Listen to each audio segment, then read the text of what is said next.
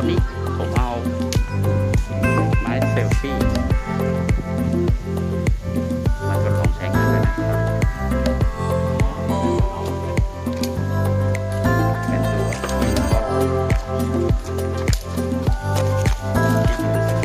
ที่อยู่ในร้านขายของนะครับ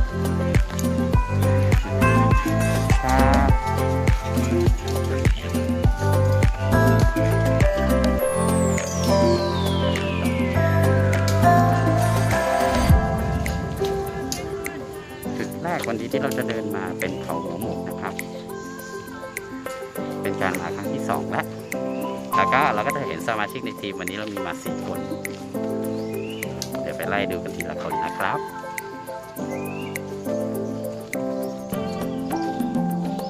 เรามีผู้นำเดินนำไปแล้ว1 ท่าน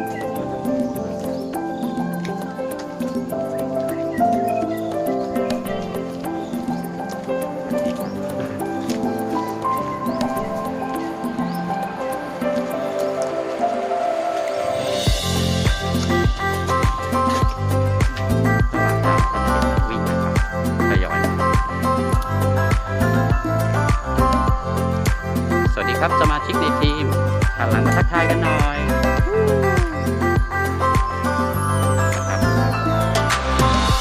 เห็นไหมน้องหมูบอกสบายครับสำหรับวันนี้ทริปนี้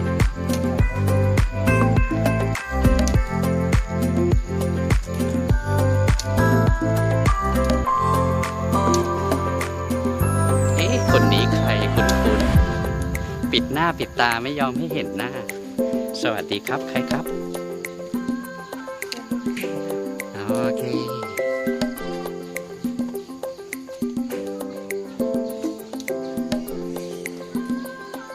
วันนี้เรามาทดลองตัวไม้กันสั่นกัน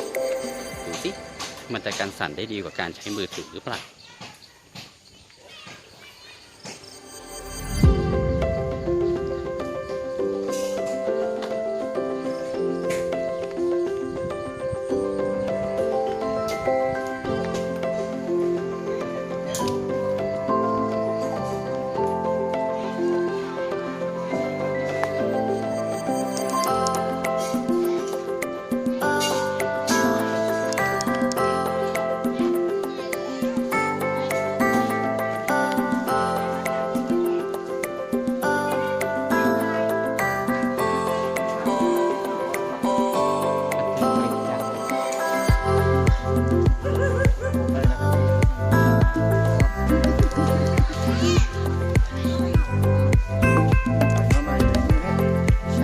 ใช่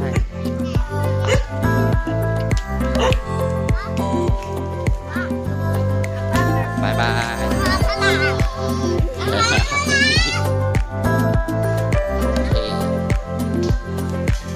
ยังคงเดินต่อไปเรื่อยๆนะครับทางที่2 ต้นมันจะเป็นทางตื้นปูจะเดินไปทางเลย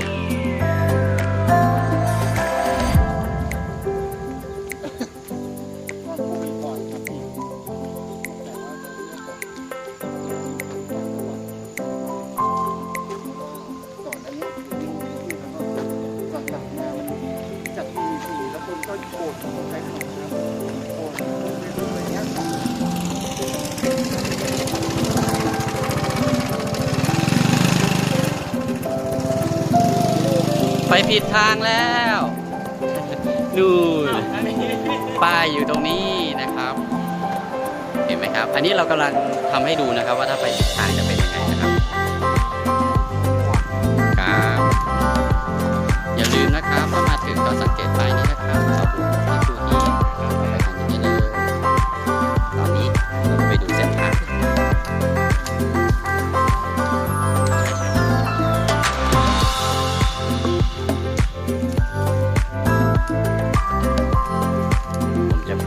รอบนี้ให้เต็มนะครับเพื่อให้ทุกๆคนสามารถเห็นเส้นทางจริงๆ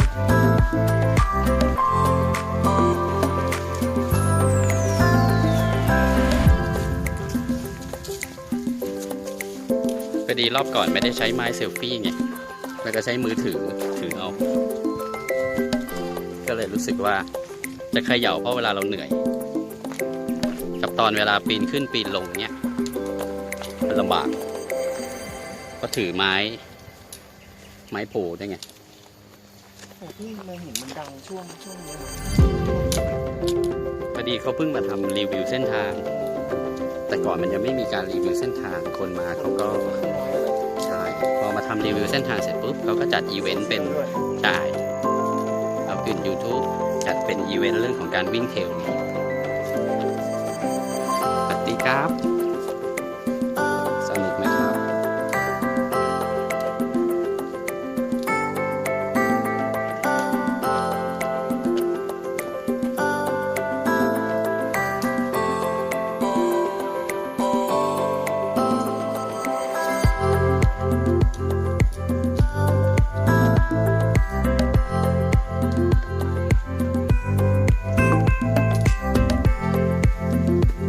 ดีนะครับฝนเป็นตกทางไม่แฉะครั้งที่แล้วไม่ได้มาครั้งที่แล้วที่มาเนี่ยฝนไม่ตกแต่เวลาคนวิ่งเยอะๆมันทำให้ทางเละรอบที่แล้วก็เลยจะมีกิ้งลงมาบางจุดถลาย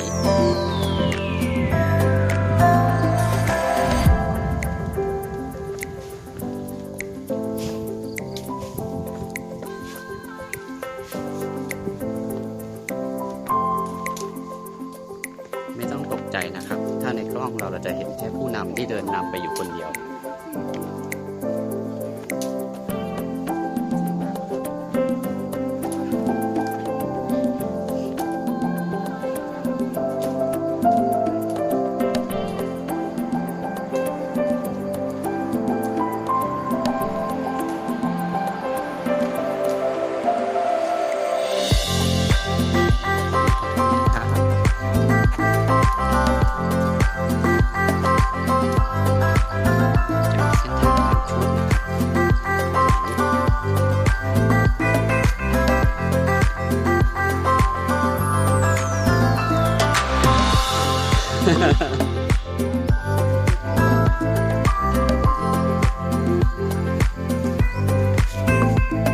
ใช่สนุกไหมครับสนุกไม่เหนื่อยเลยไม่ค่อยเหนื่อยนะครับโอเคค่อยๆเป็นค่อยๆไปนะครับ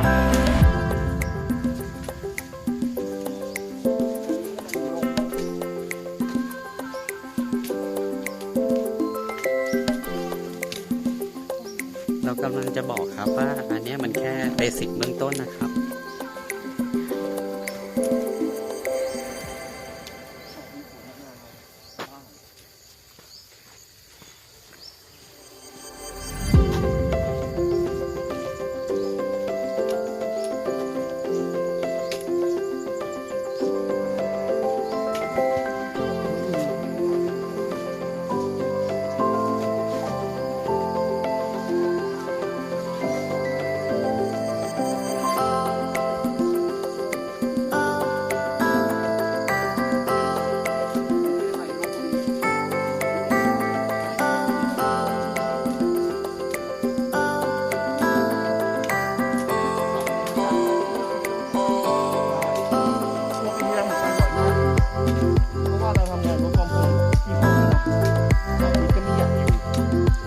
ไปเดินขึ้นแบบนั้นทั้งวันวิ่งหายไปเนี่ยสงสัยเขาน่าจะเริ่มรู้สึกสนุกใช่ไหมเขาเลยวิ่ง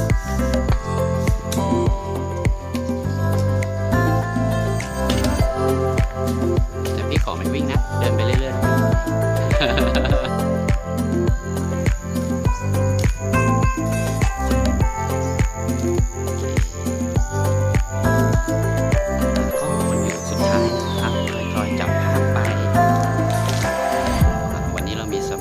อยู่4 ท่านรวมตากล้องด้วย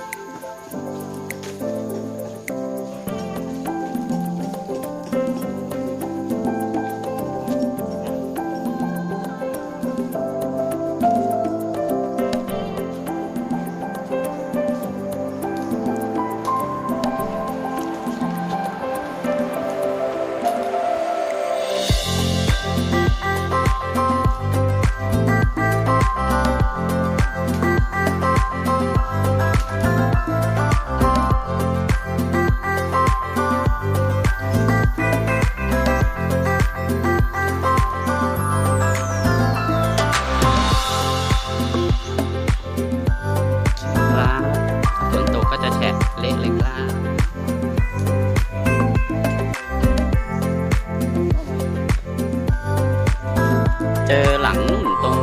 หลังน้ำตก เพราะว่าหลังน้ำตกมันจะดินมันจะชุ่มๆหน่อย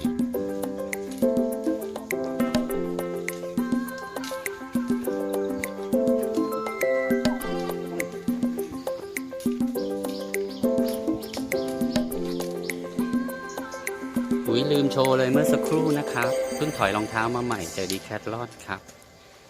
เป็นรองเท้าวิ่งเทลเคลียร์แลนด์เหลือคู่ละ800 บาทครับ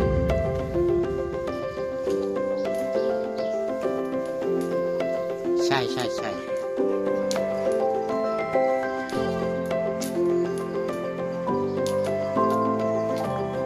ถ้าเราเดินกันมาถึงจุดนี้แล้วขาเราก็จะเริ่มเกร็งๆนิดนึงนะครับยังครับ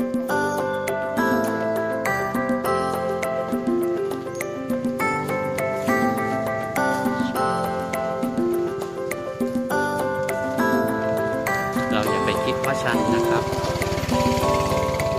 แม้กระทั่งมอเตอร์ไซค์ก็ยังขี่ลงมาได้เลย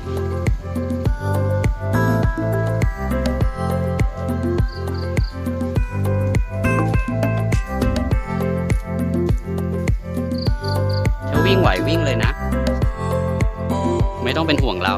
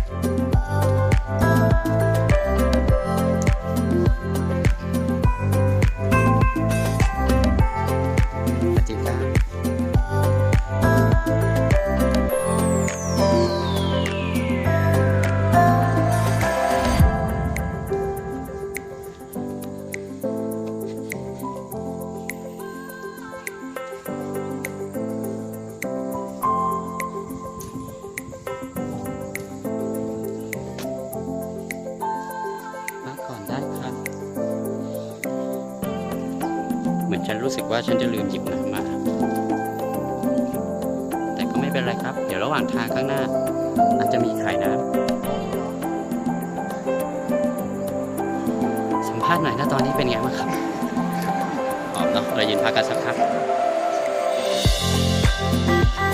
ดูอาการหอมแต่ละคนไม่ต้องดูตากล้องนะครับหอมเหมือนกันจุดที่เราจะไปอยู่นู้นเพราะว่าเดี๋ยวเราเดินตัดไปตรงเดี๋ยวจะมีตัดเข้าป่ายังครับเดี๋ยวจะเดินเลยไปที่นึงเราจะ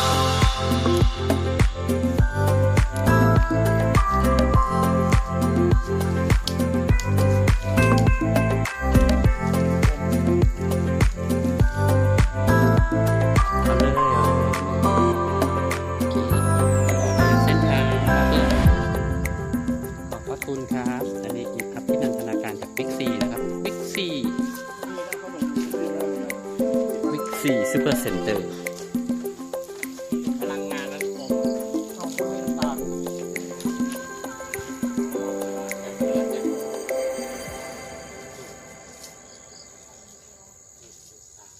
โอเคไม่เป็นไรเดี๋ยวข้างหน้ามีไม่ซีเรียสข้างหน้ามีปกติจะมีเด็กเขาขึ้นมาตั้งขายตรงนี้ที่เด็กคนที่ขายอยู่ข้างล่าง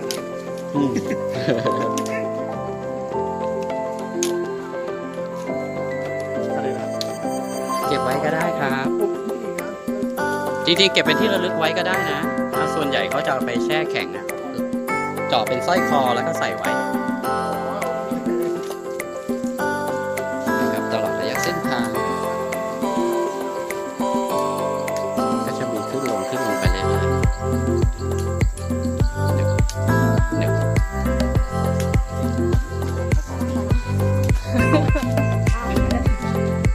มามุกไหนครับใช่ส่วนใหญ่เขาจะมากางเต็นท์นอนกันก่อนเนี่ยแล้วก็เช้ามืดก็ขึ้นแล้วก็จะเก็บให้ครบ15 โลนะรวมปีนกันทั้งหมดเขากางเต็นท์ที่ก็จะมีที่สวนไคว่างปากทางแล้วก็มีลานกางเต็นท์อะไรนะที่ชิวชื่ออะไรนะนั่นแหละครับจุดขายน้ำ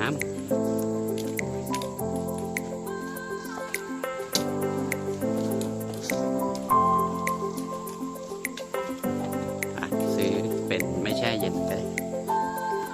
ธรรมดาเดี๋ยวเราใส่ไว้ในปีก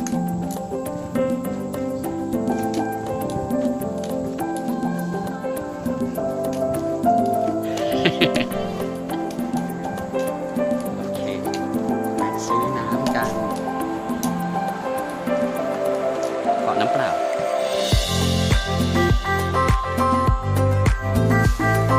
นี่แหละครับเดี๋ยวเราจะเห็นอะไรนะครับอ๋อเดี๋ยวขาลงก็ได้ครับผมถือแม่ให้เมียจ่าย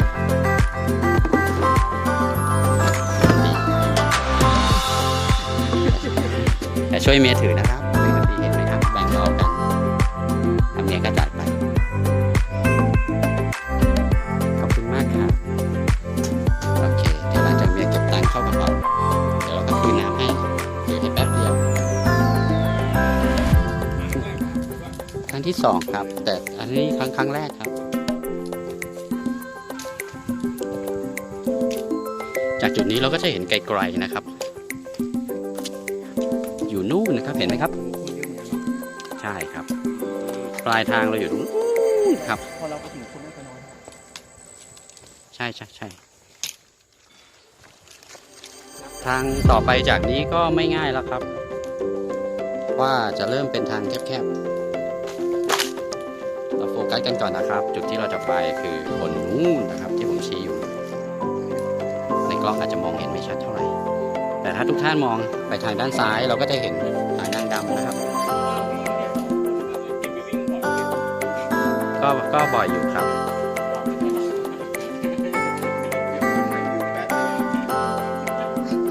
อันนี้คือบรรยากาศนั่นคือจุดที่เราจะไปนะครับตอนนี้เราก็หยุดหายใจสบายๆเพราะว่า ว่าเส้นทางต่อไปที่เราจะไปก็คือป่ากล้วยเส้นนี้นะครับโอเคถ้าพร้อมแล้วบอกนะครับ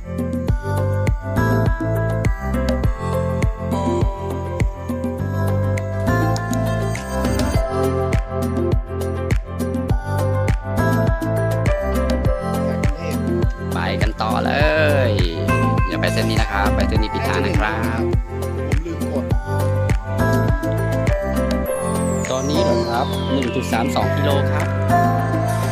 โอเคเดี๋ยวเราจะไปเส้นนี้กันต่อนะครับเอาเชิญเลยครับสมาชิกช่างถ่ายต้องคนสุดท้ายครับเพื่อเก็บทุกคนรวมๆกันเดี๋ยวค่อยไปไล่ตัดฟุตเพจใช้เน็ตได้แต่เดี๋ยวสักพักมันจะหาย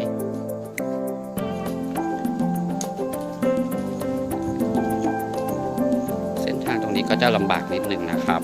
เพราะว่าทางเริ่มแคบแล้วก็ลื่นๆนิดๆถ้าเป็นดิน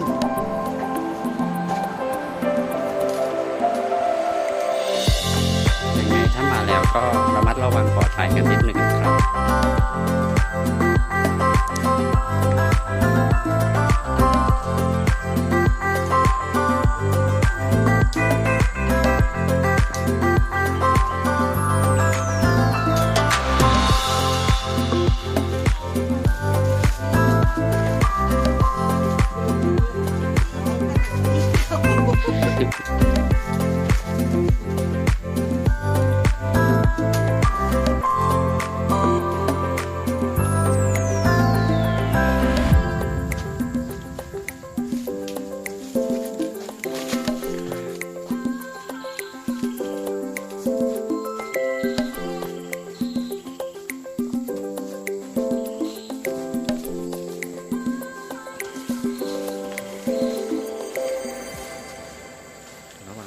ก็ค่อนข้างแคบนะครับแล้วก็ตลอดทางจะเห็นนักวิ่งเทรลนะครับที่มีวิ่งสวนกลับมาแล้วก็ทักทายกันได้ส่วนฝั่งทางด้านซ้ายนะครับถ้าเราสังเกตเส้นทางดีๆก็ซ้ายเป็นป่านะครับ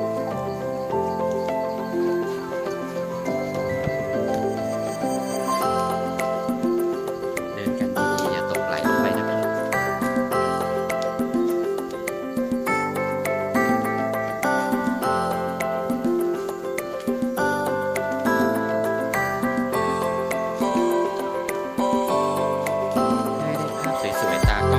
จะพยายามนะครับถ่ายโดยไม่ตัดฟุตเทจเลยทางนู้นไปเขาชะโงกครับแต่ยังไม่มีคนเบิกเส้นทางนะครับฉะนั้นเราจะไปทางเส้นนี้ก่อนเขาสคริปต์เมื่อสักครู่นี้ผมจำทางยูทูบเบอร์นะครับเขาบอกมาผมก็จำเขามาพูดเหมือนกัน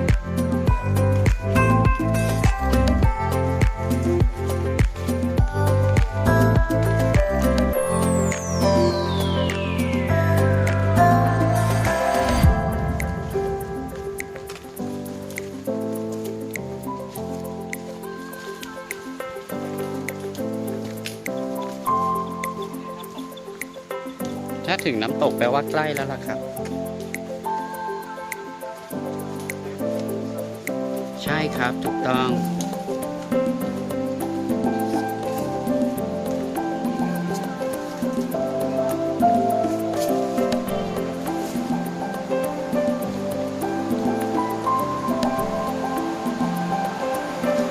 ดีครับ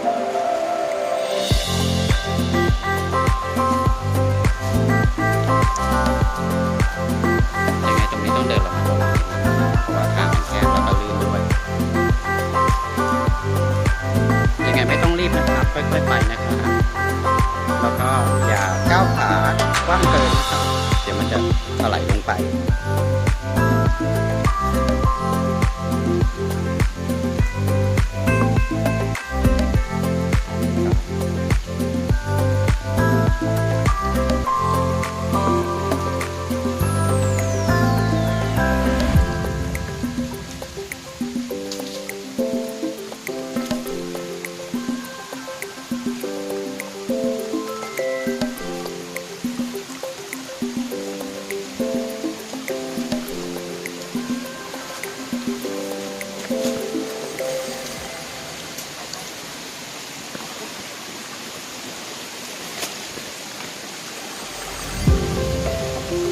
เราก็มาจุดที่เป็นทานน้ำแล้วนะครับ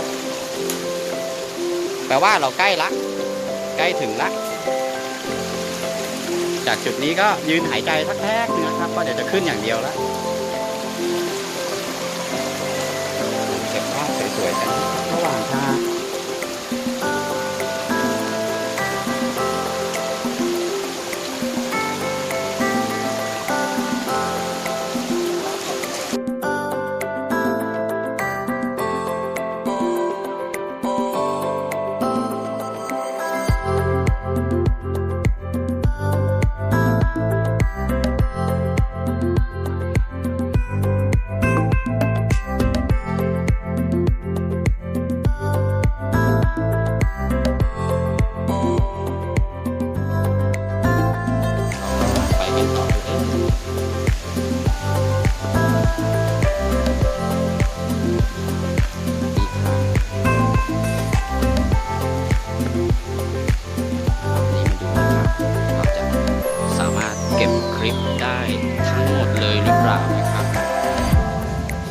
เราก็เดินไปไวๆนู่นแหละไม่รอกันเลยนะครับ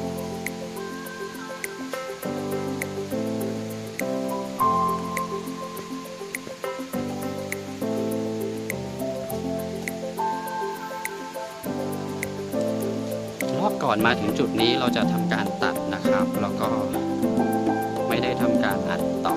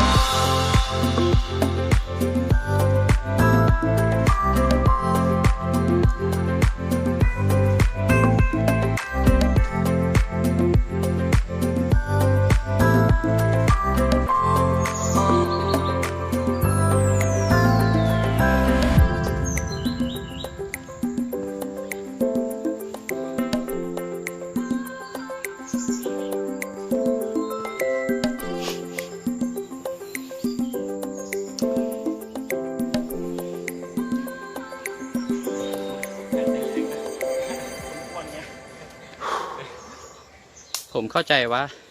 ทุกท่านก็เหนื่อยแบบเดียวที่กับผมเหนื่อย ผมก็พยายามจะเก็บภาพมาเรื่อยๆแล้วไล่ทุกท่านให้ทันแต่ทุกท่านก็เดินเร็วกันเหลือเกินเป็นไงล่ะครับหอบแดดจากจุดเส้นนี้ขึ้นไปข้างบนเราก็จะเห็นนะครับว่าจะมีเชือกสลิงไว้ให้ด้วย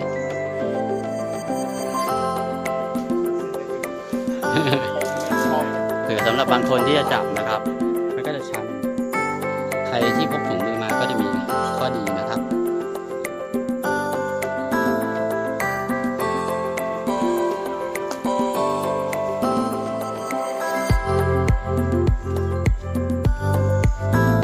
แล้วที่สำคัญนะครับไม้โพจากจุดนี้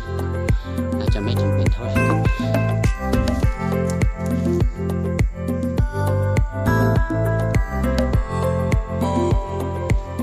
เดินเลาะไปได้ครับแต่ก็เพียงแค่ว่าตอนแค่จับเชือกไว้ถ้าเกิดไม่ได้ลื่นอะไร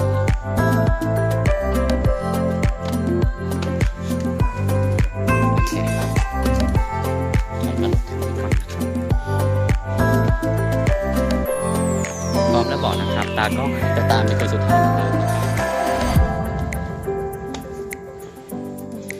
ไปแล้ว1 คนงั้นเดี๋ยวผมจะปีนขึ้นไปก่อนนะครับเพื่อจะได้ถ่ายทุกท่านตอนที่ท่านกำลังกระเสือกกระสนขึ้นมาผมว่าคงเป็นภาพที่ดีไม่น้อยเลยครับ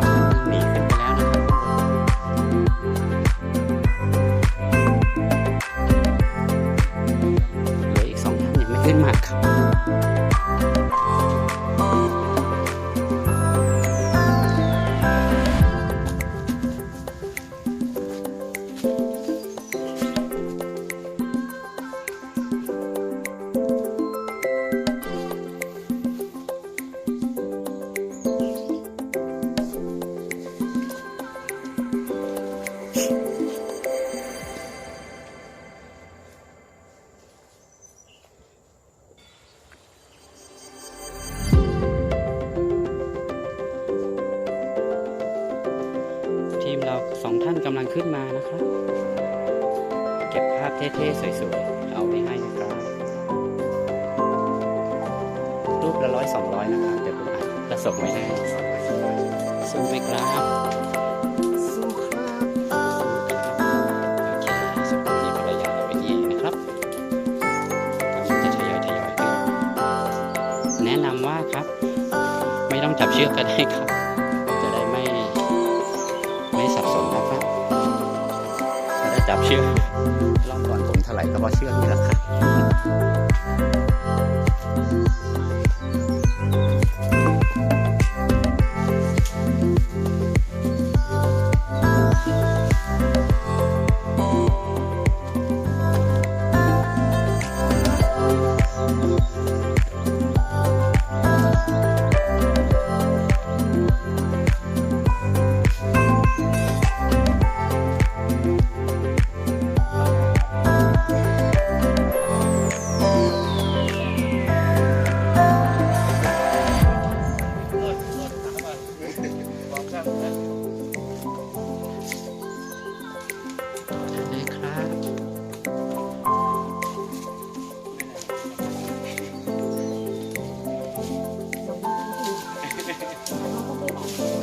จริงๆถ้าบอกให้ดูดีคือเรากำลังรอท่านที่ลงมาอยู่นะครับเพื่อจะได้ไม่สวนกัน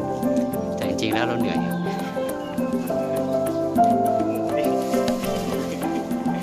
เขาบอกว่าถ้าเราเริ่มเหนื่อยเราจะมองฝ่าเลยแล้วก็ทำหน้าทำตาลอยๆไปก่อนเลยครับ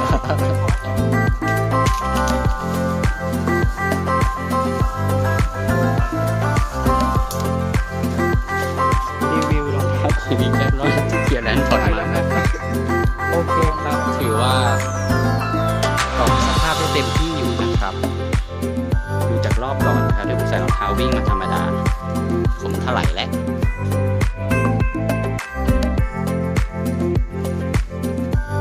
แต่รอบนี้กลับพบว่าผมไปได้เรื่อยๆนะครับไม่รีบร้อน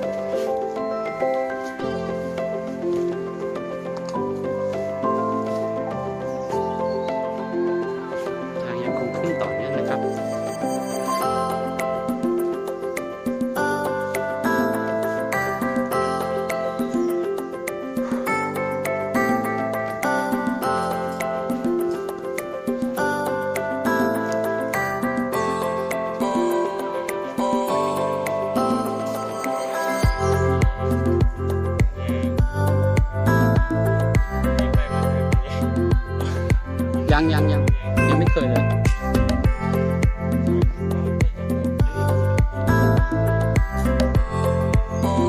ส่วนใหญ่วิ่งทางเรียบตอนนี้นะ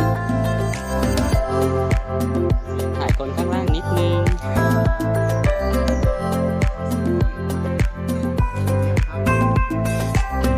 ก็ได้ดูนะครับน่าจะหายใจไม่ทัน ส่วนคนข้างบนก็ยืนพักเพราะว่าตากล้องก็เหนื่อยเหมือนกัน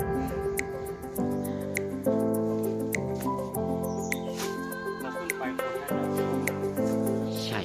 แต่มันจะมีมาเรื่อยๆแหละครับ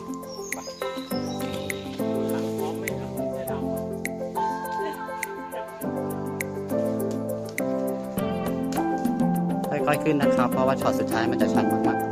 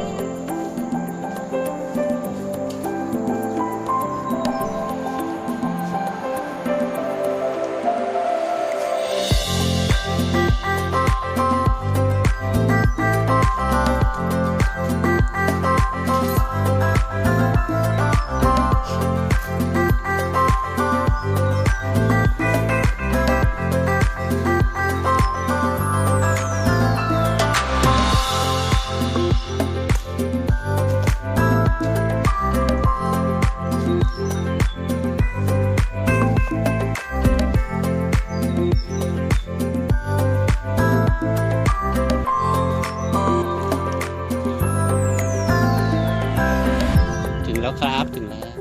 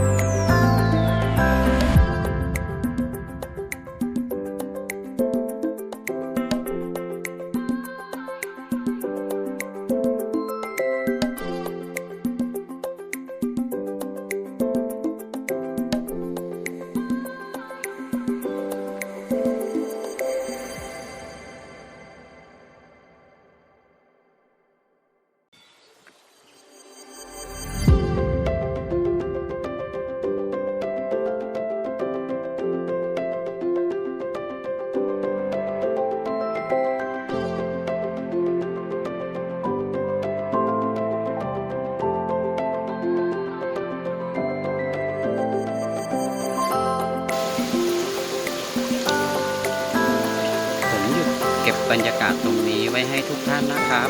ก่อนที่เราจะเดินทางกลับจากเขาเป็นจุดกึ่งกลาง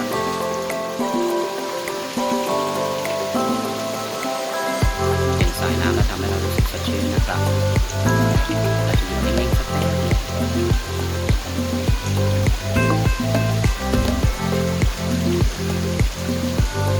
วันนี้แดดดีครับน้ำก็เย็นสดชื่นไปต่อกัน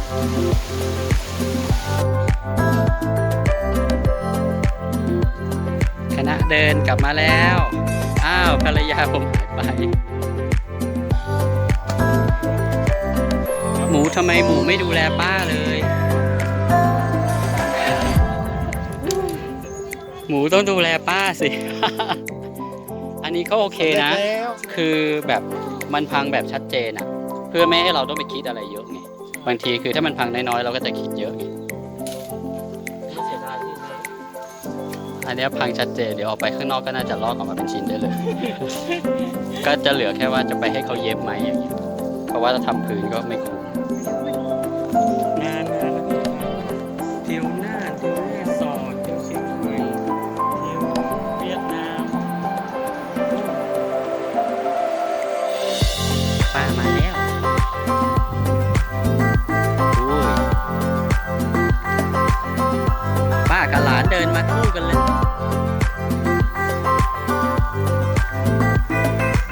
ฝากหลานหมูดูป้าก็ด้วยนะ เกิดป้าเขาซุดไปก็พกจับใส่กระเป๋าถือมาด้วย ลงนี่คือถลายเหรอไอจากข้างบนเลยวะเขาอ่อน